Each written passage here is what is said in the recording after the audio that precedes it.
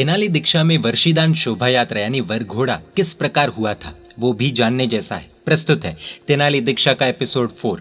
Point number 1, Tenali Jain संघ के 40 जितने बच्चों और युवानों ने 1 महीना बैंड की बहुत मेहनत की। श्री वासुपूज्य वीतराग वाटिका नाम का बैंड बना। शोभा यात्रा में सिर्फ वो ही बैंड था, दूसरा कोई भी नहीं। चेन्नई का शंखनाद मंडल भी वहां हाजिर था, जिसकी स्थापना पूज्य भुवन भूषण विजय जी महाराज साहिब ने की थी।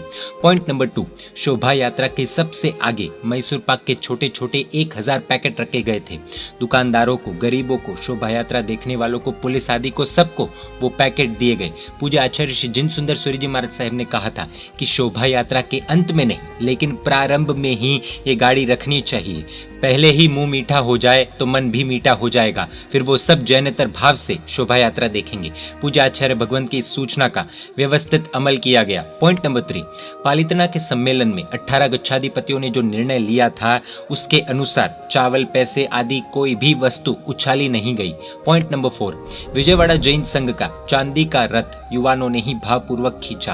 पॉइंट नंबर 5, उपाश्रय छोटा होने की वजह से पास के महादेव जी के मंदिर की जगह पर पंडाल बांधा गया था। मंदिर वालों ने कह दिया कि धर्म का काम है तो 1 रुपया भी हम नहीं लेंगे। पॉइंट नंबर 6, शोभा यात्रा के बाद मंडप में स्टेज पर भगवान का प्रवेश ठाट बाट से करवाया गया। क्रिएटिविटी के साथ परमात्मा का प्रवेश हुआ। ऐसे कार्यों में भी युवान बहुत आगे थे।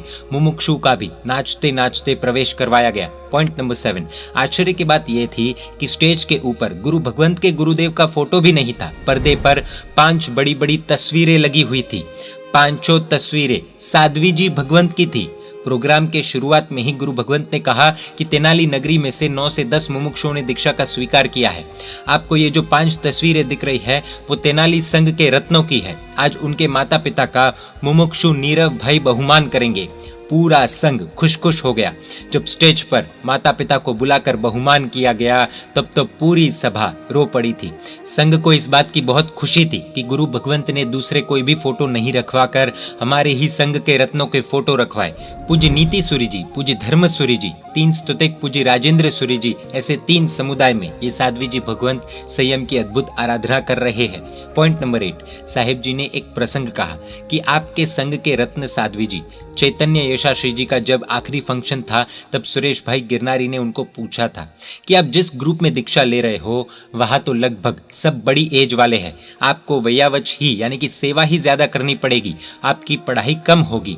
आपने आपकी समान उम्र वाले साध्वीजियों के पास दीक्षा लेने का क्यों नहीं सोचा? उस वक्त उन्होंने तुरंत ही सच्चे मन से जवाब दिया था कि अगर सब मुमुक्षु ऐसा सोचेंगे तो वडील साध्वीजियों की सेवा कौन करेगा?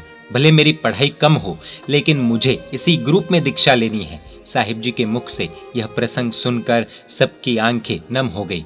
करोड़पति घराने की लड़की के मन में यह सोच कहां से आई? आज के जमाने का ग्रेजुएशन पाने के बाद सेवा करने की भावना आखिर कहां से आई? वो सोचने जैसा है। आत्मा की उत्तमता कितनी जबरदस्त होगी। धर्मसूरी समुदाय के साध्वी जी वीरेश पद्माश्री जी उनके गुरु है। उन्होंने अपनी इस शिष्या को अच्छे से पढ़ाई करवाई, सेवा ली नहीं, सेवा करके भी शिष्या को पढ़ाया। आज भी बेंगलोर में पढ़ाई के लिए रुके हुए हैं। पॉइंट नंबर 9, उपदेश प्रसाद नाम के ग्रंथ में प्रभु के वर्षीदान की आश्चर्यजनक बातों का वर्णन किया गया है। पूज्य शिलगुन विजय जी महाराज साहिब ने जब अपने गुरुजी को ये बातें बताई तब वो भी शौक हो गए, क्योंकि उनको भी वो बातें बिल्कुल भी नहीं पता थी। आखिर उसके अनुसार ही युवानों ने एक नाटिका तैयार की। वर्षीदान के वक्त पर वो ही नाटिका स्टेज पर प्रस्तुत की गई। हर एक के चेहरे पर खुशियां छा गई थी। पॉइंट नंबर 10, श्री तेनाली संघ में 70 साल से अधिक एज वाले जो भी वडील है वो सबको स्टेज पर बुलाया गया। वो लगभग 75 जितने थे। साहिब जी ने कहा कि ये वडीलों ने संघ की सेवा की है, आराधना की है, संघ के कार्य किए हैं। ये सभी वडील बहुमान के पात्र है। उसके बाद मुमुक्षु ने सभी वडीलों का बहुमान करके वर्षीदान दिया। आज वडीलों की लगभग उपेक्षा की जाती है, उनको सम्मान नहीं दिया जाता, लेकिन पूरे संघ के बीच स्टेज पर इस तरीके से सम्मान होने के कारण सभी वडीलों को विशेष संतोष हुआ। पॉइंट नंबर 11, फोटोग्राफर वीडियोग्राफर को एक क्षण भी स्टेज पर आने नहीं दिया गया। नीचे ही दूर एक जगह पर उनको फिक्स कर दिया गया। गुरु भगवंत ने कहा कि आज ऐसे अनेक महात्मा हैं जिनके फंक्शंस में फोटोग्राफी या वीडियोग्राफी अलाउड नहीं है। यहाँ पर परिवार की खुशी के लिए इसकी मनाही नहीं की गई, लेकिन स्टेज पर आकर या बीच बीच में आकर लोगों की भावधारा टूटने की बहुत ज्यादा संभावना होती है।